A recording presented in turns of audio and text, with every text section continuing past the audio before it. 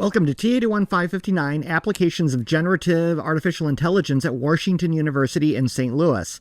So this course covers using large language models, agentic programming, really using LangChain to develop agentic frameworks that you can use to perform a whole host of automation tasks using this amazing new technology of generative AI.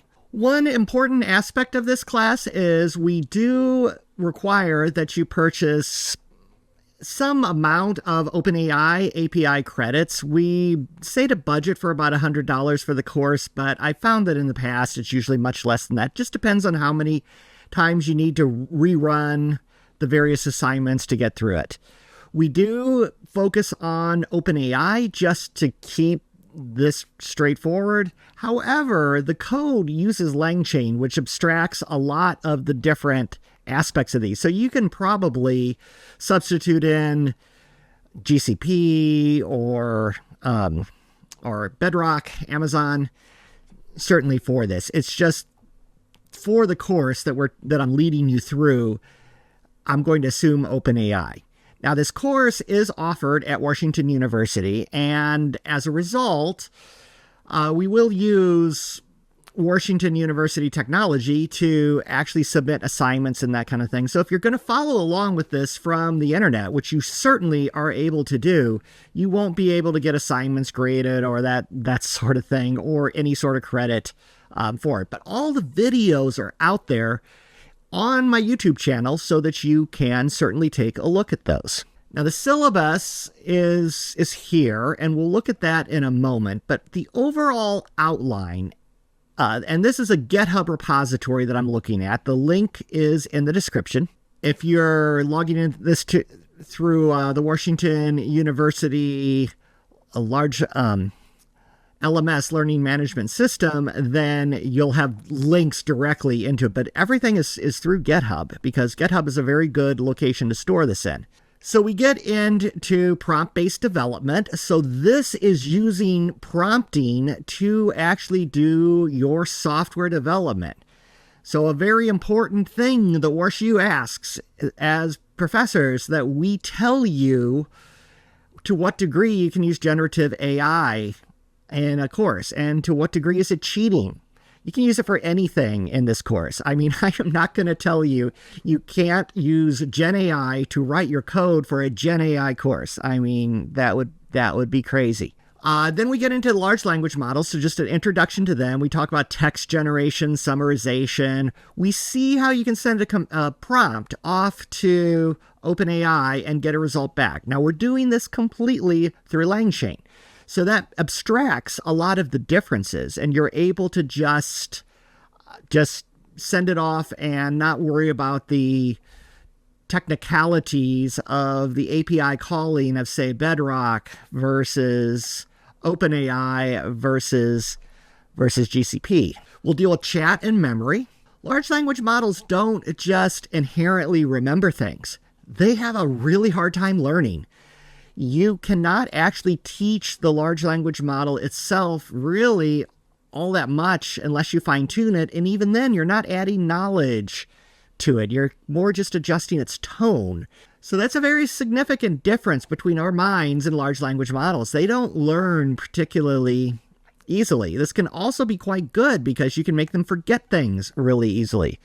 If you're going to run, say, something 1,000 times, and you want to see the results of each one from a fresh flow. So we show you how you implement the actual memory so that the chat actually remembers the last thing that you just asked it, or how you can persist this and come back to it the next day and carry on the conversation that you were previously having with it.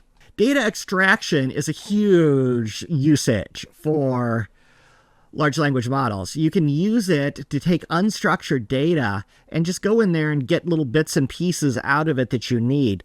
This makes it a lot easier than regular expressions and other things to go in and break it apart. We get into RAG. The need for RAG in 2026 is debated, certainly. I see frequently RAG is dead, long live RAG. But there's several. RAG is basically you take a lot of data and you break it up into a bunch of chunks, and the large language model can go use it as a reference and find the things that it needs. That's the closest it has, sort of. There's other ways to do it, to learning, to remembering things. So if your company has 10,000 pages of policy and you want the large language model to have access to it, RAG is what you do to accomplish that. One of the ways.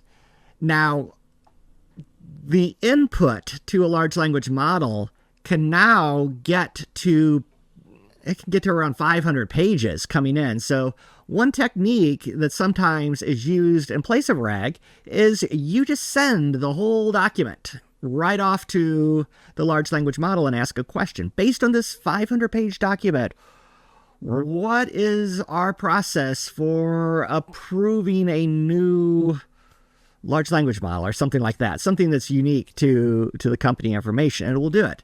The only problem with sending 500 pages into an LLM, two offhand that come front of mind. One is the cost, the token cost. You're going to have this giant token cost every single time that you go through. Now, it's not going to be that much. It'll probably still be less than $1, but you're really taxing that large language model, whereas RAG would have narrowed it down to just the pieces you need and sent that. The other issue is large language models, they reason. You hear a lot of, do they reason, do they not reason? Yeah, they reason. Certainly, in my opinion, at the LLM level.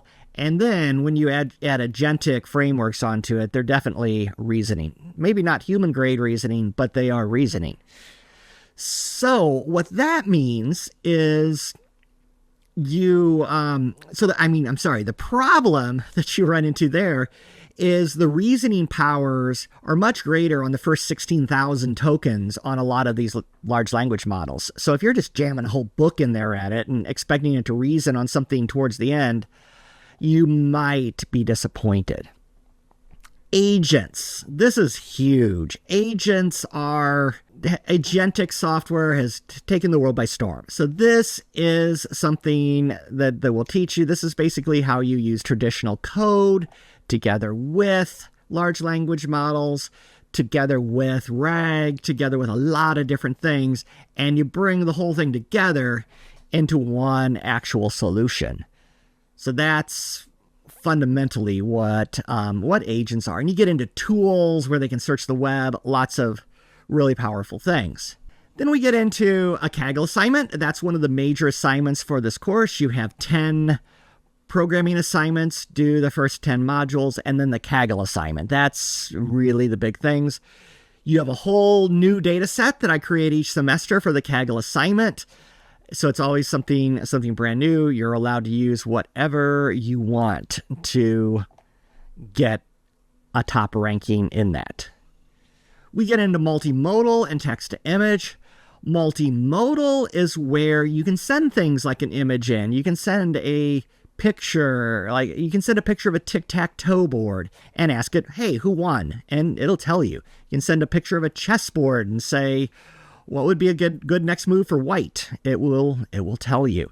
So these are very useful. You can have them actually look at images and they can do amazing things. They can OCR the text on them. It's quite powerful. And text to image, this is where you just tell it, generate an image of an astronaut at the bottom of the ocean planting a flag of whatever country you desire. So that would be that. Streamlit is how you attach basic user interface to this. You can put user interfaces in front of your applications, and then the users can interact with them quite effectively. You can also use large language models to generate your Streamlit code often enough. Fine-tuning is when you do actually change the weights of the neural network, and you can fine-tune it so that the tone is closer to what you actually want it to be. You don't usually use fine-tuning to add new information, like you wouldn't necessarily use fine-tuning to add company information. You'll usually use RAG or some sort of embedding for that. Prompt engineering, this is how you build better and better prompts. Speech processing, this is how you can take the output, you can basically just give it text, and it will speak for it. So you can make your chatbots be truly talking bots, because you can also take recordings of speech and get the text from them. Then finally, we wrap up in the final week of the semester, talk about some future directions of technology, and end off the Kaggle assignment, all that sort of thing. So that is the course for this semester for WashU students. I'll see you that first Monday, and I'll take you through all of this, and we'll submit the first assignment, see how all of that works. Thank you for watching, and if this video was useful from YouTube, please like and subscribe to the channel so you see all of the various AI topics that I work with. Thank you very much.